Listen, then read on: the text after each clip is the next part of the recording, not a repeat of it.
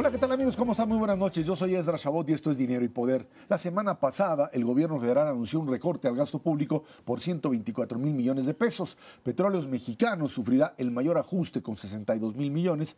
Y en otro tema, también vinculado pues, a este cambio que trata de dar esta administración, el presidente Peña Nieto presentó 8 acciones ejecutivas para combatir la corrupción y el conflicto de interés y nombró como secretario de la Función Pública a Virgilio Caballero. Le ordenó investigar si había conflicto de interés en todas aquellas propiedades que se han venido manejando tanto en función de lo que su esposa habría adquirido como la del secretario Videgaray. Para hablar de estos temas nos acompaña en el estudio de Dinero y Poder el senador David Penchina. David, buenas noches, gracias por estar aquí con nosotros. No, gracias. Mauricio González, Macario Esquetino, buenas noches. Bueno, buenas noches. Recorte presupuestal, petróleo se desploma, hay coberturas, sin embargo, dice la Secretaría de Hacienda que esta medida no es suficiente y que hay que prever lo que sucederá en el 2016 y por eso un recorte que suena raro en un año electoral.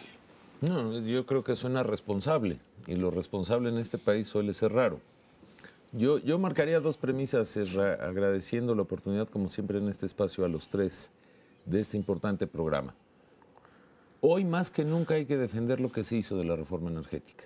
Imaginémonos esta caída de precios del petróleo, que siempre ocurre, ¿eh? Pareciera que de repente hay editoriales que están descubriendo que el precio del petróleo sube o baja. Es un commodity y así pasa en todo el mundo. Si no hubiéramos hecho la reforma como no la hicimos por diferentes razones y yo diría insuficiencias y mezquindades en el pasado, el Estado mexicano absorbía todo el golpe y el riesgo de una caída de precios de petróleo y además en el monopolio se engendraba esta actitud permanente de petrolizar las finanzas públicas. Hoy más que nunca creo que lo que hay que establecer es que al fin hemos logrado una reforma que tiene un efecto terrible, la caída de los precios de petróleo, sí, como ha tenido efectos extraordinarios cuando ha subido. Y el precio del petróleo no es algo, y yo difiero de la opinión reciente del gobernador del Banco de México, que editorializaron que daba la frase de que los precios habían bajado y habían llegado para quedarse. Lo difiero porque, mira, a principios de enero andábamos en $38 el barril. Hoy estamos a 44. Y si mañana hay un conflicto entre Ucrania y Rusia, es muy probable que los precios vuelvan a subir, como es probable que no pase así, porque lo que pasó en el mundo en la última década y media, perdida para México por no hacer su reforma, fue que el mundo se puso a producir mucho petróleo. Hoy en los últimos 15 años tenemos más de 20 millones de producción adicional de la que teníamos hace 15 años. La recesión en Europa y en el mundo en general propició menos demanda de hidrocarburos y de petrolíferos y de derivados del petróleo. Era evidente que venía una caída, pero el drama para México no es la caída de los precios del petróleo.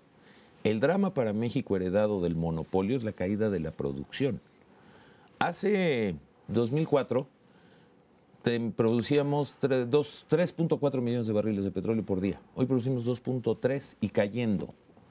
¿Qué está pasando? Que el proceso de inversión, que ya no corre el riesgo solo del sector público, está participando del sector privado. Y en esa medida, Esra, yo creo que es fundamental el decir que los precios del petróleo cuando caen son malas noticias, pero también hay muy buenas noticias. Y te voy a dar una. Noruega, más o menos hace 2 décadas, cuando el precio del barril del petróleo no llegaba a $18, sus procesos de inversión en exploración y producción fueron los más altos. Porque nadie invierte en petróleo a razón de 1 o 2 años de recuperar su inversión. Son inversiones hacia 30, 40 años. Entonces, no necesariamente la inversión va a bajar. Puede que pierda ritmo. Y 2, una gran noticia. Todos los insumos que genera el petróleo bajan también de precio. Desde el metanol, el etanol y los derivados que se usan en la industria, y eso genera mayor competitividad y puede generar el ánimo de crecimiento. Gasolinas también, nada más que esas, ¿no? Gasolinas también, y qué bueno que lo tocas porque no lo voy a evadir. Nosotros abrimos en la reforma energética libre mercado el precio de la gasolina en el 2017 porque era imposible, después de haber estado encerrados 80 años, de repente liberar el precio. Eso hubiera generado un caos no solo en el sistema de la oferta y la demanda, sino más bien de la distribución y en el almacenamiento y de los participantes de otros competidores. Lamentablemente ese efecto de la baja de gasolinas a la baja del precio no lo vamos a vivir de inmediato, pero hacia adelante lo va a regular el mercado, que es lo más sano para una economía. Entonces, Yo diría que no todo es oscuro. Me llama la atención, y lo debo de decir, que siempre que baja el precio del petróleo es noticia. En las últimas 2 semanas subió $6 y nadie lo dice. No, ahí lo decimos Es decir, diario, es tan volátil como que puede subir y puede bajar. pues sí, volátil quiere decir que nadie sabe qué va a pasar. Entonces, preocupémonos los mexicanos, y ese es el sentido de la reforma, y por eso hay que defenderla hoy más que nunca, de aumentar la producción. El precio del petróleo no lo controla el presidente Peña, no lo controla el Congreso mexicano, no lo controla Poder y Dinero, lo controla el mercado. Y además tiene una variable, y aquí Mauricio, Macario lo saben muy y muy bien, que no solo es la oferta y la demanda. La geopolítica en el precio del petróleo cuenta mucho. Y por eso señalaba yo el caso de Ucrania y Rusia. Hoy, si Ucrania y Rusia aceleran su conflicto bélico, vamos a tener noticias extraordinarias. Y en ese sentido habría que ser muy cauto. Lo que te dice Ronda 0 y Ronda 1 es que los participantes están participando, que ya hay de 34 empresas interesadas de un plazo que vence en marzo, 15 que ya han pagado las famosas prebases y el acceso al cuarto de datos. Y yo espero que tengamos una ronda vigorosa donde va a haber un desaliento seguramente en Shell Gas, porque los costos de producción de Shell Gas y el diferencial en su margen de venta es mucho menor que el de aguas profundas o de pozos convencionales. Yo creo que a final de cuentas la caída del precio del petróleo no es tampoco una noticia catastrófica. El petróleo que se puede producir en México es perfectamente competitivo a $40. Eso no es un problema. Ese es su spot, sí. Entonces, al contrario, debería haber una inversión mayor porque ya no tiene sentido invertir en el petróleo no convencional en Estados Unidos. Es más negocio México y podría haber incluso una mayor inversión.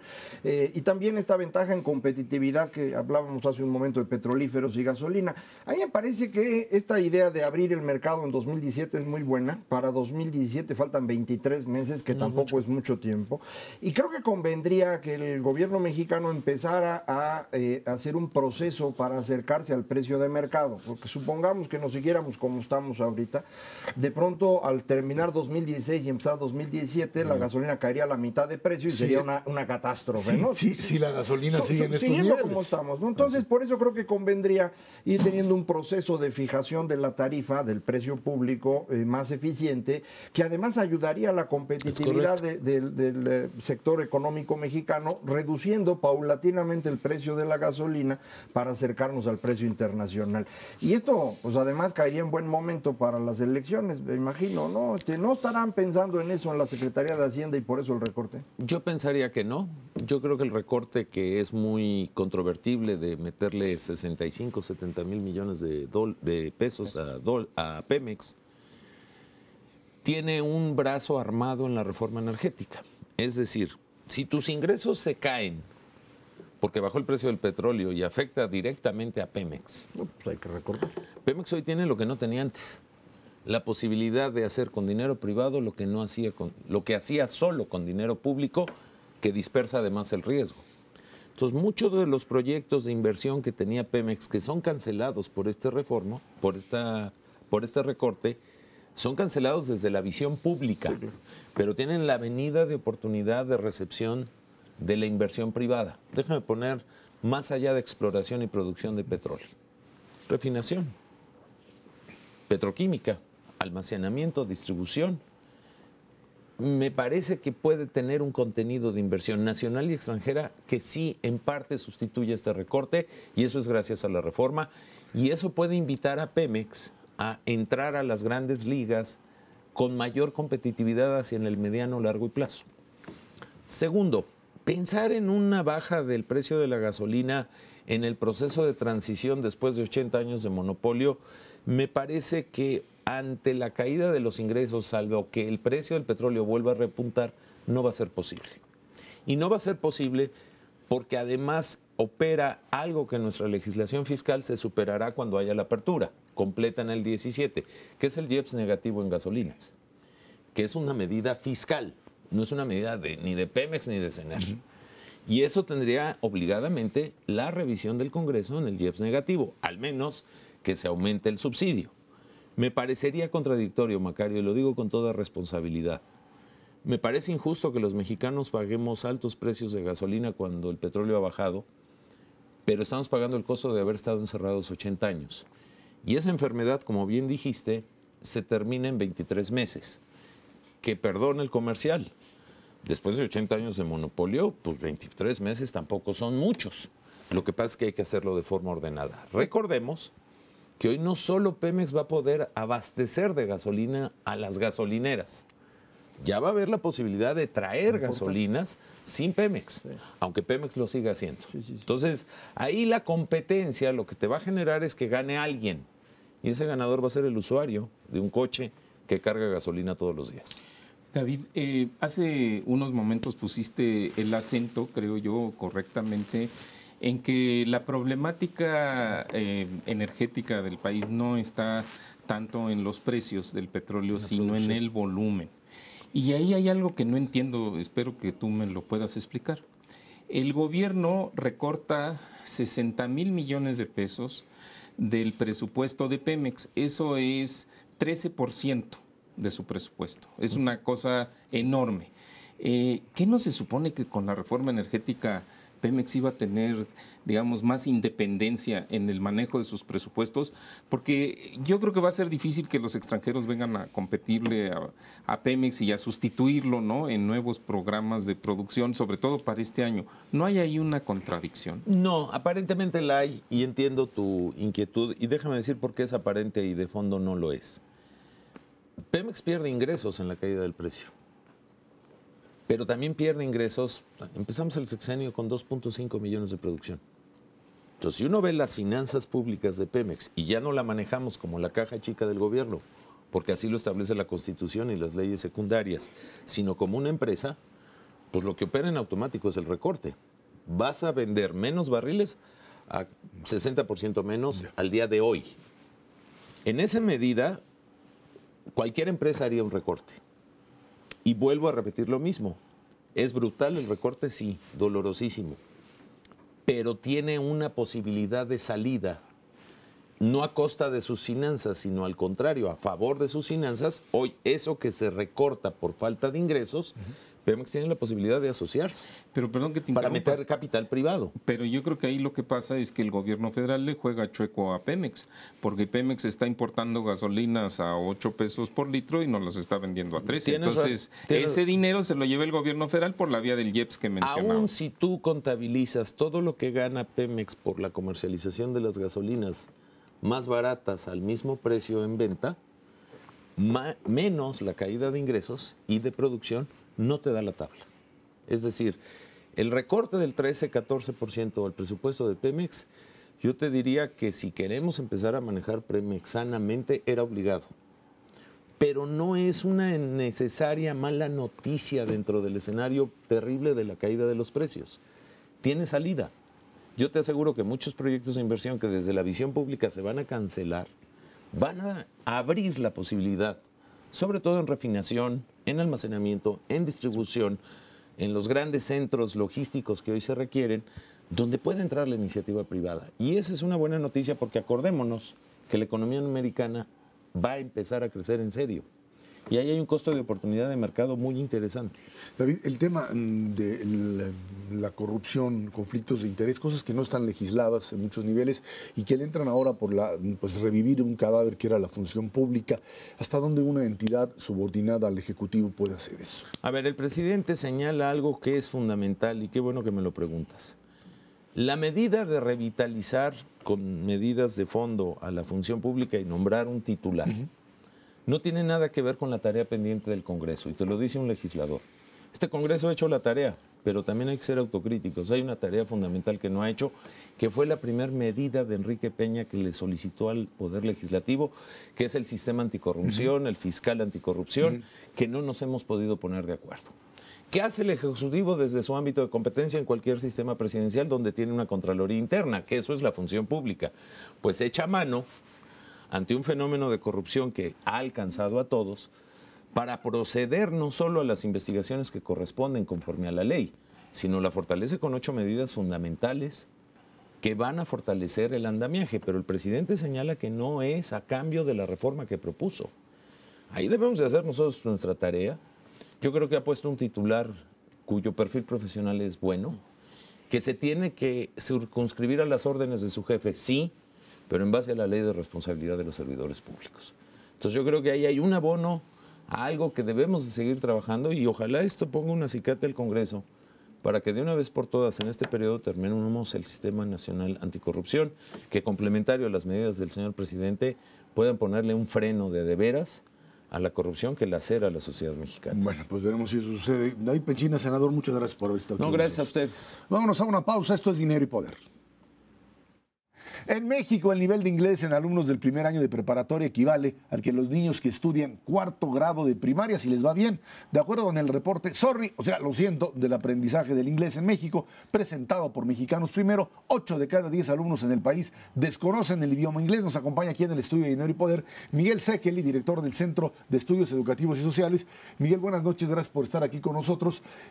Quienes precisamente hicieron ese tipo de estudio que pues es verdaderamente dramático. Sabíamos muy bien que de alguna manera el tema de idiomas, por supuesto idiomas extranjeros, en nuestro país ha sido el gran coco de la educación en México. Yo creo que esto, las matemáticas y la lectura, o sea, todo, como quien dice, que no funciona. ¿Qué pasa con este mecanismo, incluso desde que tú eras subsecretario de Educación, en donde parecería que hay todo un sistema en donde los alumnos pasan? Yo tenía un dicho cuando era maestro, yo creo que por eso dejé de ser lo que decía, yo los paso y que la vida los seleccione. Pues sí, nada más que aquí pasaron y ahora no tienen la posibilidad real de tener los instrumentos necesarios con un idioma como el inglés, que es fundamental para cualquier cosa. Y no es un problema de vinculación, que los Estados Unidos, que el proyecto del gran imperio, es simple y sencillamente un instrumento para poder ascender en la escala social y tener conocimientos. Sí, efectivamente es una herramienta del siglo XXI que se usa para muchas cosas y que abre muchas oportunidades. El no tenerlo cierra oportunidades. Y precisamente la idea de este estudio era tener una medición con algún nivel de precisión lo más elevado posible, de, independientemente si pasan o no los alumnos en la escuela, realmente cuál es el dominio, el uso y comprensión del idioma inglés. Esto es similar a otras pruebas que ya se hacen en México regularmente. Por ejemplo, está la prueba PISA, una prueba aplicada por la OSD en muchos países, en donde lo que se hace es una medición externa a lo que es la calificación que da la escuela, porque lo que se ha visto en PISA, por ejemplo, es que alumnos que se sacan 10 en matemáticas de acuerdo a la escuela, a la SEP, en una escuela pública, salen totalmente reprobados en una medición internacional en donde ponen parámetros que son los que se esperarían para una persona de esa edad. Este estudio hace lo mismo, pero para el caso del inglés, que como bien comentaste, es una herramienta fundamental en el siglo XXI. No es tema nada más de pasar. Efectivamente, aquí el problema es saber o no. Y el que no sepan inglés los jóvenes les va a restringir las oportunidades. Los resultados del estudio son muy dramáticos, de hecho bastante desoladores e impactantes, porque lo que se obtiene es que entre jóvenes que ya están en primero de bachillerato, es decir, ya pasaron los requisitos de la SEP para haber transcurrido por la secundaria, la gran mayoría de esos jóvenes, 97%, no tiene el nivel que se esperaría de una calificación aprobatoria, porque la SEP establece en su plan de estudios oficial que cuando salen de la secundaria los jóvenes deben de tener lo que se marca en estándares internacionales como el nivel de inglés B1. Este nivel de inglés B1 es un nivel mínimo requerido para una interacción. No es tampoco que sepan hablar inglés de manera perfecta, es simplemente que puedan tener una interacción. De hecho, hay dos niveles anteriores, el nivel A1 y el nivel A2, donde, por ejemplo, el nivel A2 es un nivel en donde se puede entender, se puede responder a algo, pero no se puede interactuar de manera proactiva. Se espera que un alumno llegue al nivel A2 cuando está en primero de secundaria. Y el nivel A1, perdón, que es el más básico, es un nivel en donde simplemente se puede tener una comunicación sin necesariamente interactuar de manera mucho más estructurada. Y en ese nivel A1 se espera que se alcance en el cuarto de primaria. La gran tragedia es que 80% de los alumnos están en una categoría que ni siquiera existe en esas clasificaciones. Tuvimos que diseñar para ese instrumento, es la categoría A0, es decir, ni siquiera pueden tener una interacción básica en inglés, es decir, desconocimiento total del idioma. Si se les pregunta algo... Pero entonces, ¿qué hicieron todo ese tiempo? pues pasaron la materia, pero eso no quiere decir que sepan inglés. ¿Qué hicieron en ese tiempo? Realmente no hay información sobre eso, pero el drama es que el sistema educativo dice cumplieron con lo que marca el plan de estudios, que es ese nivel 1, cuando en realidad eso no es cierto. ¿Hay profesores de inglés? O sea, sí, hay que digamos, ubicar, porque probablemente pues, las escuelas lo que hacen es que tienen que poner un maestro de inglés, no lo tienen, y bueno, pues ponen lo que sea y ya saben que pues hay que pasar a los alumnos. Sí, incluso hay muchas escuelas que no tienen maestro de inglés. Ni siquiera, aunque lo marque la SEP en su plan de estudios. Esto es un tema que empieza desde ahí, pero es mucho más que eso, porque no nada más por decir no tenemos maestros de inglés y estamos destinados al fracaso. Hay otros países que han tenido un progreso increíble a pesar de esa misma barrera. Países como Uruguay, por ejemplo, lo que ha hecho es que a través de la tecnología, y ahí tienen un plan muy ambicioso de computadoras incluso para cada alumno, a través de la tecnología lo que han hecho es utilizar maestros de otros países. No los tienen en Uruguay, pero por medio de la tecnología, de hecho, pues, es irrelevante si está en la India, en China o junto, si es por medio de una computadora, es igualmente factible. Entonces sí hay maneras, pero se tiene que tener una política nacional. Primero se tiene que hacer conciencia del problema. Ya dado ese paso, se tienen que tomar acciones que sí se pueden dar. El tema de planes de estudio, yo recuerdo que uno de los graves problemas que se tenía era que comenzabas en cuarto o quinto de primaria con el verbo to be y órale, ahí ibas caminando. Llegabas a secundaria y volvías a empezar desde el principio y llegabas a la preparatoria y otra vez regresabas en algo que simplemente no había una coherencia en este proceso de ir hablando cada vez mejor, escribiendo cada vez mejor y entendiendo cada vez mejor. De hecho, eso es un punto importante y bastante lamentable. Si uno ve el plan de estudios de la SEP, es un plan muy ambicioso, bien estructurado, que implica, que lleva a un alumno incluso desde tercer año de preescolar hasta final de la secundaria con un sistema bien estructurado. Pero pasa como con muchas leyes en México. Una cosa es lo que está escrito y otra cosa es lo que se cumple o más bien no se está cumpliendo. Independientemente de ese plan de estudios, simplemente los alumnos no están saliendo con el requerimiento que se debería. Yo, primero un dato, en Estados Unidos necesitan cada año 100,000 enfermeros o enfermeras que no tienen y 200,000 ingenieros que tampoco tienen. Y bastaría con que enfermeros y enfermeras mexicanos o ingenieros mexicanos pudieran hablar inglés para garantizar un ingreso de $50,000 en aquel país al otro día. Entonces, la falta del inglés es un problema serio, no es una cuestión menor. Sí. Hubo inversiones que iban a venir a México y no vinieron porque no pudieron conseguir 9,000 ingenieros que hablaran inglés. No estoy hablando de 1,000,000, 9,000, no hubo. Entonces, sí es un problema muy serio. Que lo mencionaba Ezra, pasa lo mismo con matemáticas. Ahí yo tengo una preocupación. Estas cosas son lenguajes y parece que esa es nuestra gran dificultad en el sistema educativo mexicano, que los niños aprendan lenguajes diferentes al que saben usar, que es el español, el inglés, las matemáticas. Y lo que parecen lograr nuestros maestros, ahí no sé si son los maestros, si es la currícula o lo que sea, pero lo que logran es que los niños le tengan terror a las matemáticas y al inglés desde la primaria, de manera que en secundaria los perdemos definitivamente y por eso ya no hay ingenieros después. Entonces, ahí hay un problema gravísimo. Otra vez, no sé si es la forma como debe educarse, la didáctica, la currícula, o son los maestros, pero ese es un problema extraordinariamente grave, es decir, que necesitamos tomar en serio y no lo estamos haciendo. Sí, y es un síntoma de lo que es el sistema educativo de México. En particular, esas dos áreas, que tienes toda la razón en que son críticas, tienen una característica que algunas, no todas las materias tienen, que es que son procesos acumulativos. Si en matemáticas tú no tienes un buen fundamento desde el principio, no hay manera que tú avances en el resto de... Y si arrancas con pollito, chicken, gallina... Y si nunca pasa, si no entiendes eso, no va a haber manera de que lo entiendas o lo hables. Ahora, el drama es que un país como México, con un enorme potencial, está desperdiciando esas oportunidades. Hay casos como la India, un país que ha tenido un desarrollo económico impresionante, con muchos retos todavía, por ejemplo, niveles de pobreza todavía enormes, pero ha tenido un éxito impresionante en todas las industrias que tienen que ver con el uso del idioma y con las matemáticas. Por ejemplo, servicios de contabilidad de empresas de muchos países del mundo se hacen en la India porque por medio de la tecnología uno puede mandar los datos, se necesita simplemente matemáticas básicas e inglés, y con eso han desarrollado una industria impresionante a nivel mundial que México, estando junto a Estados Unidos, que es el mercado más grande de ese tipo de servicios, no hemos podido desarrollar exactamente por lo que decías, demanda de ingenieros que son buenos ingenieros, pero no hablan inglés, enfermeras. Un drama es que tenemos un enorme talento en México que no puede ir a estudiar fuera a las mejores universidades del mundo porque no sabe inglés, se ganan becas que luego no pueden aprovechar. Es realmente un tema que si no se trata como en las matemáticas, realmente como una política del sistema educativo, no te sirve de nada arreglar tercero de secundaria solamente si no lo pones como una política y como decías tú, Ezra, en el plan de estudios, no nada más en la letra, pero cumpliendo ese plan de estudios y siguiéndolo como una prioridad del sistema educativo, así va a seguir. Puedo extender aquí, Sí, perdón, por nada más muy supuesto. rápido. Hay un sistema que funciona muy bien para las matemáticas, no es propaganda, pero funciona muy bien, que es esta cosa de Kumon, que es lo mismo que usaba un profesor mío cuando yo era niño y todavía no se llamaba así, que permite a los jóvenes avanzar muy bien. ¿Por qué no se compra eso y se pone en el sistema educativo mexicano? Pregúntome.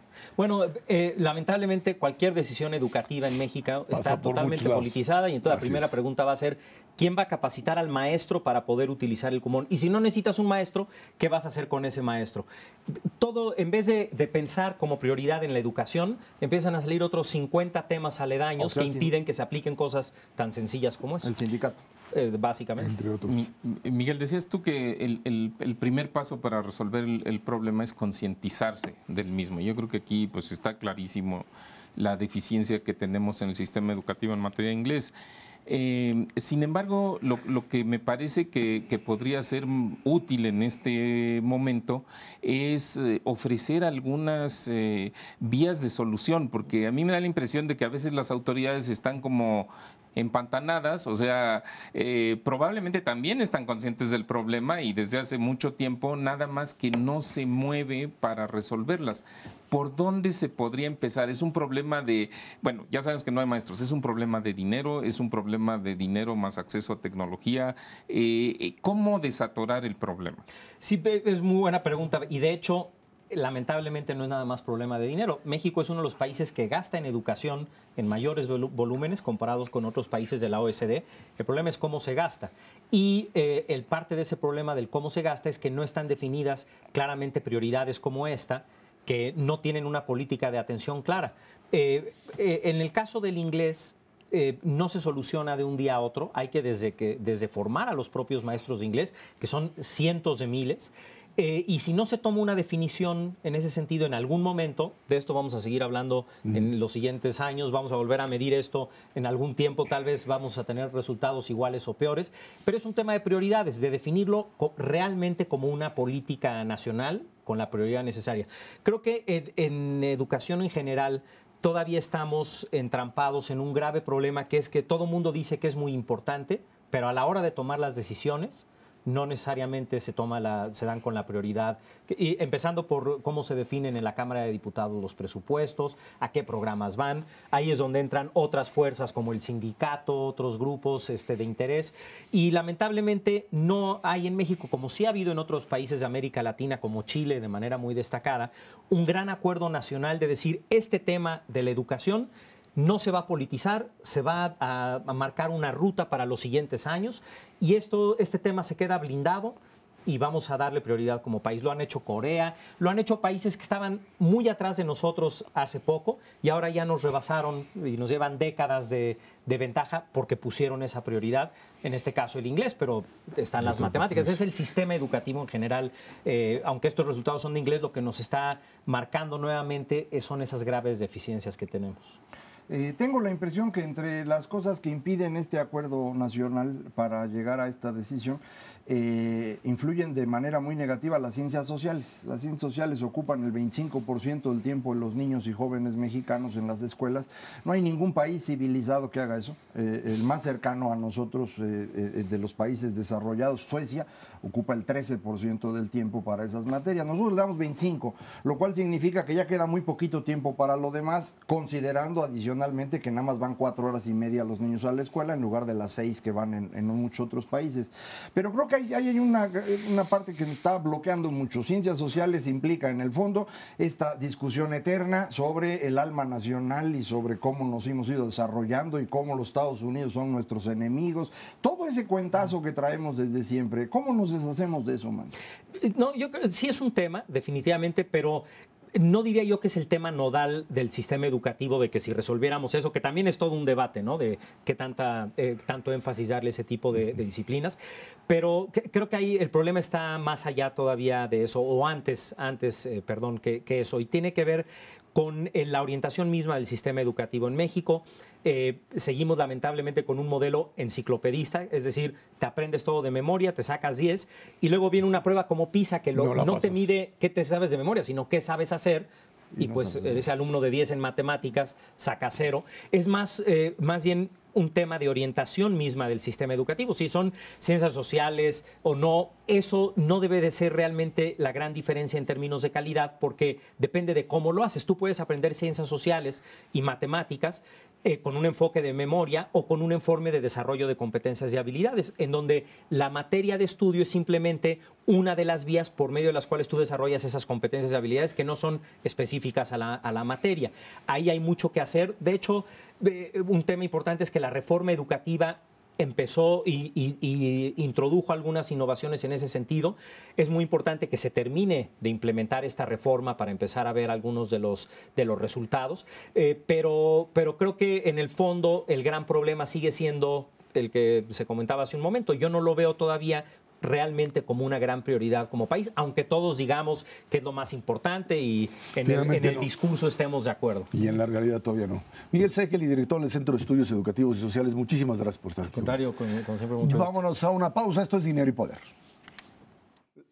La agenda legislativa de los partidos en el Congreso de la Unión se centra en 3 temas. Para el PRI, la prioridad es la iniciativa del presidente Peña Nieto sobre seguridad, la creación del mando único, desaparición de ayuntamientos ligados al narco y disciplina financiera de estados y municipios. Para el PAN, el tema es el Sistema Nacional Anticorrupción también, por supuesto modificado, y reforma fiscal, que es lo que tratará de alguna manera pues, de modificar. Para el PRD, pues la conclusión de la reforma política del Distrito Federal y eliminación del fuero para servidores públicos. Cada quien tiene por ahí su agenda. Ahí hay una coincidencia, ya lo decía al principio del programa David Penchina, cuando hablaba del Sistema Nacional Anticorrupción y lo que tendría que contener. Eso es la parte en la que tanto PAN como PRI coinciden por lo menos en el tema, no sé si en las formas. Y por otro lado, por supuesto, para los periodistas, el tema que ya estaba prometido, la reforma política del Distrito Federal, y que la tienen otra vez atorada en función de todo lo que ha sucedido y de este momento electoral. Sí, hubo una reforma política, recordarán los amigos del auditorio, a fines de 2013, y en esta reforma política se quedaron 2 temas que tendrían que terminarse de discutir. Uno es el tránsito de la Procuraduría General de la República a una fiscalía, una fiscalía de la Nación, que es independiente del Ejecutivo, que va a tener 2 fiscalías asociadas, una de ellas dedicada a la corrupción. Este tema no se ha terminado y el otro tema que se quedó pendiente fue la reforma política del DF. Yo creo que estos 2 son importantísimos para este periodo. La reforma política del DF yo me he opuesto públicamente y lo sigo haciendo, pero pues es un acuerdo político que tienen que cumplir. El otro es algo mucho más importante. El crear esta Fiscalía de la Nación realmente permite tener un proceso de cambio hacia el Estado de Derecho muy importante, que creo que cabe dentro de la lógica del sistema anticorrupción y también dentro de la lógica de la eliminación del fuero que quiere el PRD. Entonces creo que esto reuniría muchos de los temas y les permitiría avanzar. Creo que el problema está en los detalles y ahí es donde siguen discutiendo. Yo creo que en términos de prioridades y cómo se han ido presentando las cosas, efectivamente el tema de anticorrupción, todas las acciones sobre esta cuestión pueden ser ¿no? las que ocupen los espacios, pero me parece que no hay que quitar el dedo del renglón de la parte de inseguridad. O sea, ya se nos olvidó ¿no? un poco el tema del asunto de Iguala, que bueno, de alguna manera sin duda sigue latente. Estamos, lo hemos comentado aquí, en este proceso electoral con riesgos importantes en los actos de campaña en estados donde la violencia no cede. Puede ser el caso de Guerrero, puede ser el caso de Michoacán. Estamos viendo recientemente eventos en Tamaulipas. Entonces, creo que ahí no deberían de quitar el dedo del renglón los legisladores, porque sin duda sigue siendo pues la preocupación número 1 de la ciudadanía, y si no se le da un cauce de salida, salida y hay algún evento desafortunado en los próximos meses, precisamente por la facilidad que prestan los actos de campaña, pues entonces sí vamos a tener un problema mayor. Ahora, el problema también radica en la propia transparencia dentro del Congreso. Y ahí viene todo este asunto tanto del fuero legislativo como el de entrar en esta dinámica. Tú no puedes armar un sistema nacional anticorrupción que trate de cerrar todos los candados. Hay que recordar que aquí el mecanismo tiene que ser un mecanismo efectivo. O sea, no puedes confiar en que porque ya dijeron, ya van a dejar de hacer o recibir dinero, etcétera, etcétera. Tienes que encontrar mecanismos que impidan que este tipo de negocios puedan funcionar. Cuando legisladores, gobernadores, de todo tipo y de todos los partidos gozan del fuero, de la impunidad, de la posibilidad de tener dinero público en forma discrecional o capacidad simplemente de otorgar beneficios a quien se le plazca sin ningún tipo de control. Hablar de un sistema nacional anticorrupción es tratar simplemente de llegar a las partes bajitas cuando la cabeza es finalmente la que tiene el problema. Sí, lo que no se nos debe olvidar es que para cualquier cambio que uno quiera hacer en materia social o política, hay determinantes históricos que no puede uno olvidar, y este es el caso en México. Durante el siglo XX en México tuvimos un sistema autoritario que funcionaba gracias a la corrupción. De ahí viene la corrupción tan grande que tenemos, no es de otro lado, viene de ese sistema. Esto funcionaba hasta que en 97 desapareció el presidente como la piedra angular del sistema, y de entonces a la fecha esto ha empezado a complicar. ¿Por qué? Porque lo que antes funcionaba era funcional al sistema, es decir, la corrupción y el autoritarismo, ahora no lo es, ahora es exactamente el problema. ¿Cómo lo transformas? Pues tienes que tener, en lugar de el autoritarismo del sistema, tienes que tener las reglas del Estado de Derecho. Y es el proceso en el que estás. ¿Cómo construyes eso? Pues necesitas varios pasos que hemos ido avanzando de manera importante. Una Suprema Corte Autónoma Independiente, ya la tenemos. Se está empezando a hacer el proceso de renovación del Poder Judicial durante este año, es importante. Va a haber una Fiscalía Independiente, lo cual quita al Poder Político el control de la persecución de los crímenes, de la Procuración de Justicia.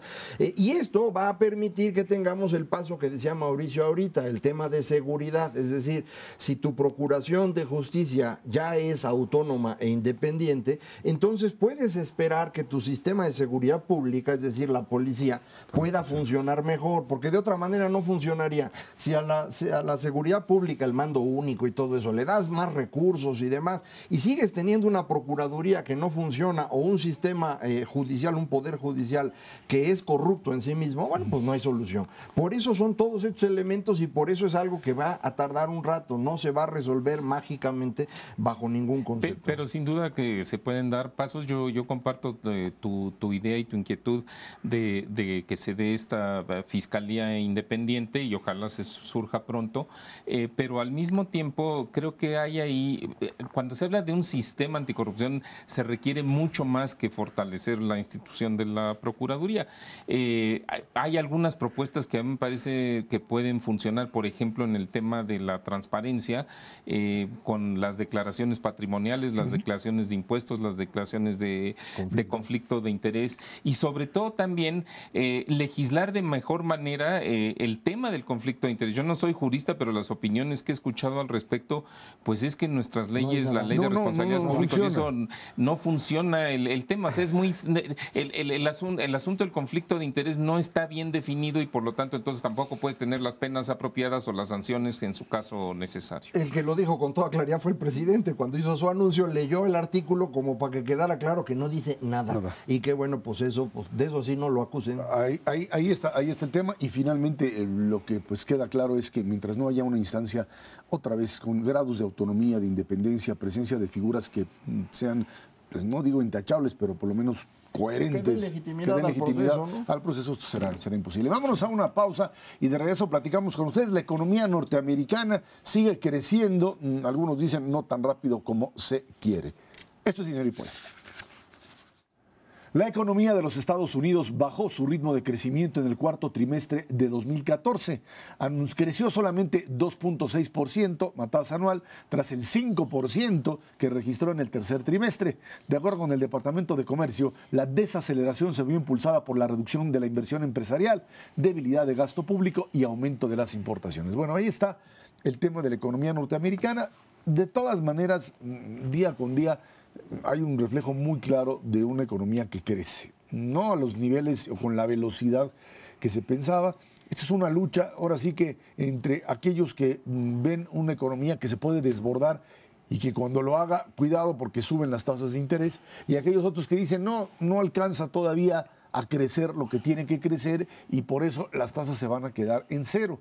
De todas maneras, yo creo que la única economía en el mundo que tiene, y de los países de la OCDE, que tiene esta capacidad de crecimiento económico, en este modelo que ya hemos platicado muchas veces, muy raro, en donde Japón, Europa en general, por supuesto, y Brasil, Rusia como tales, están totalmente parados y la economía más fuerte del mundo sigue creciendo, Mauricio. Así es, pues es realmente el motor de crecimiento de la economía internacional, aunque otras zonas, incluyendo, por ejemplo, la eurozona o los otros países avanzados, también van a tener un crecimiento este año.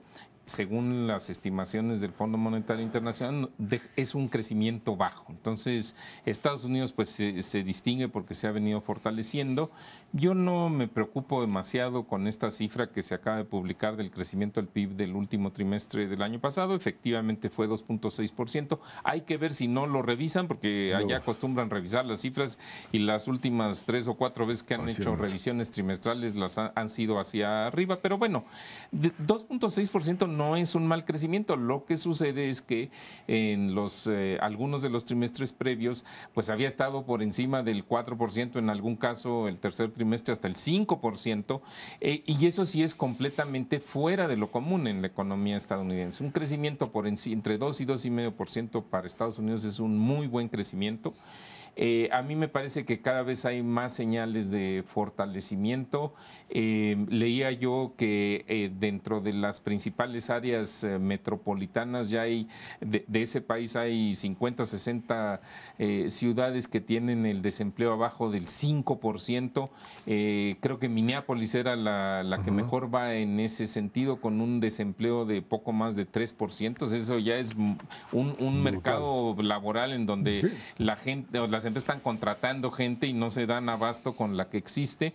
Entonces, también el ingreso disponible que ha venido creciendo, quiere decir, los recursos que tienen los hogares para gastar, no lo han hecho quizá con la fuerza que se esperaba en el mes de diciembre, pero no por falta de medios, sino, vete a saber, por falta de ganas o por algunos otros factores. Yo creo que las señales son todas hasta el momento positivas. A nosotros nos ayuda muchísimo. Una cuarta parte de nuestro crecimiento en el 2014 pues obedeció al crecimiento de las exportaciones. Entonces, creo que eso es bastante bueno y va a continuar. El tema de manufacturas, Macario, en donde pues ahí aparecen en momentos determinados caídas de repente, y que esto podría afectar a la economía mexicana, ¿no? Bueno, las manufacturas en Estados Unidos siguen creciendo a buen ritmo. Ha bajado el que se llama el indicador adelantado, pero sigue estando arriba de los 50 puntos, que es la señal de que hay crecimiento. Entonces va a seguir creciendo. Puede haber un efecto negativo en el corto plazo en Estados Unidos, en la economía estadounidense, por el tema del petróleo.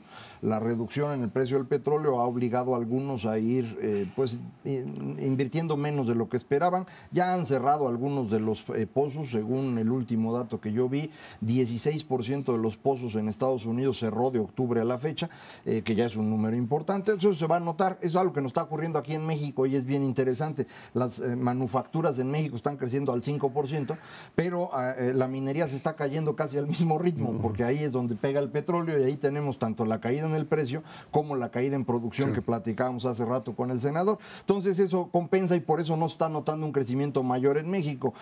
Manufacturas en Estados Unidos crecen, nos compran, las manufacturas de México crecen, pero esas manufacturas están de ciudad satélite para arriba. Y entonces eso es la parte que se ve cómo crece, y otra vez yo diría, los estados del centro norte del país siguen creciendo a ritmos del 6% anual, pero eso no se refleja en otras partes de México, y eso es a lo mejor una razón por la cual no podemos extender de mayor manera el beneficio de estar junto a Estados Unidos, ¿no? Bueno, aquí estamos agobiados por el precio del petróleo, es entendible, somos un país productor, aunque me parece que se ha exagerado en los efectos que puede tener esta caída de precio. Como decíamos con el senador gobernador Penchina, es más importante la caída de volumen. Se cayó casi 4% el volumen. Empezamos produciendo 2,5 millones de barriles, terminamos 2,300,000 el año pasado.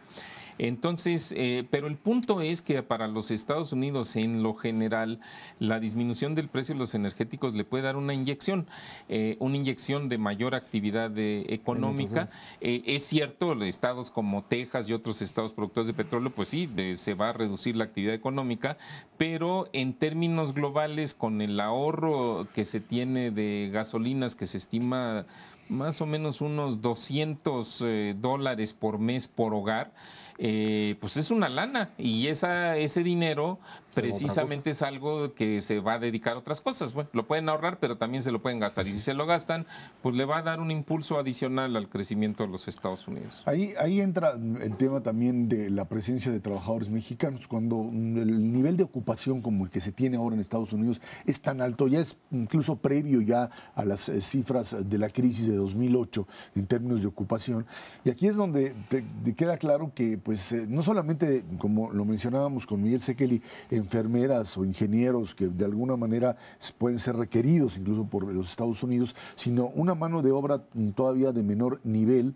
que de alguna manera, cuando tienes un crecimiento y una ocupación de esta naturaleza, pues la fomentas, y bueno, pues podrán poner el muro que quieran, pero van a necesitar de sus trabajadores. Pero ya prácticamente no estamos enviando. Los últimos datos que teníamos, antes aún de que viniera la gran recesión, ya venía disminuyendo significativamente el flujo de mexicanos. Lo que sí está ocurriendo muy notoriamente es que están mandando más dinero los que están allá. Las remesas han venido creciendo de manera importante porque pues los que estaban y perdieron su empleo ya lo recuperaron, o ya recuperaron su nivel de ingreso y están mandando más dinero a sus familias. Yo no estoy seguro que sigamos mandando mucho. A lo mejor ha habido un incremento en los últimos 2-3 años de personas hacia allá. No lo sé, no hay los datos que yo haya visto. Lo que sí está fluyendo de manera importante son personas que vienen desde Centroamérica para llegar hasta allá, y es lo que alimenta pues la mafia de trata de personas en esta región del norte de México.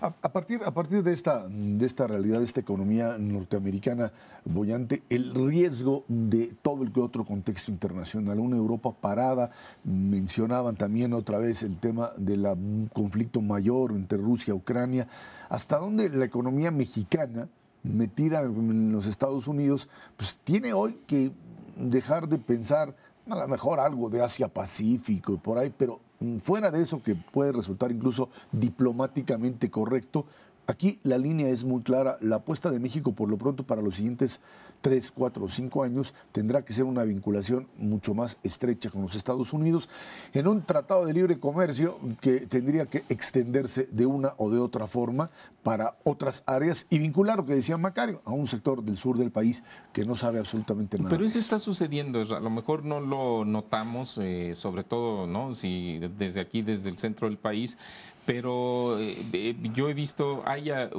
por ejemplo, una serie de planes para modernizar la infraestructura de los cruces fronterizos, que ya son insuficientes para que fluyan mejor el transporte, para que las mercancías puedan ir con más facilidad de un país al otro, sistemas para agilizar las aduanas, para reducir o evitar el contrabando. O sea, creo que son diversas acciones que poco a poco se van dando, y bueno, pues eso va ayudando a que este flujo de importaciones y exportaciones entre México y Estados Unidos siga creciendo. Yo francamente no veo que eso se detenga, al contrario.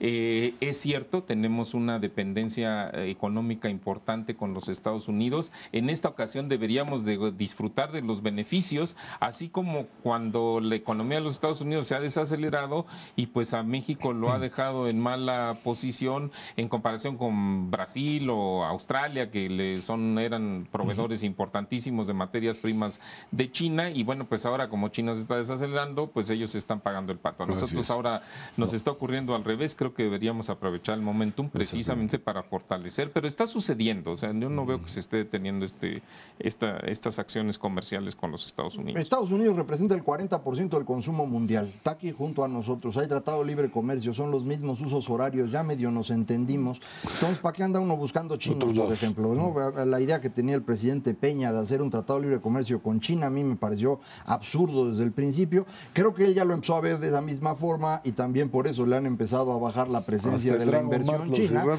Ese era Ese de era mexicanos, pero digo, algo tenía que ver con ellos, pero también lo de la cancelación de algunos de los ferrocarriles puede tener que ver con eso.